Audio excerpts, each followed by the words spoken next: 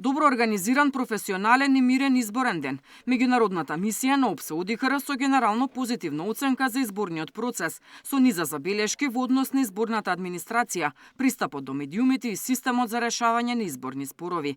Присуството на владени представници во кампањата според меѓународните наблюдувачи на моменти ја преминувало границата помеѓу државата и партијата, а меѓународната мисија истовремено ги охрабрува истражните органи докрај да ги расчистат наводите за можен предизборен подкуп.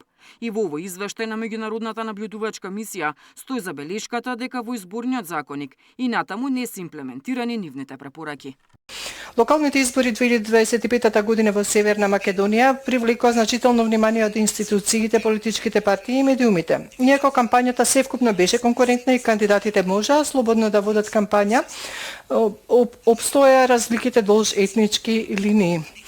Ниската излезност и во првиот и во вториот круг укажува на намален ангажман на гласачите.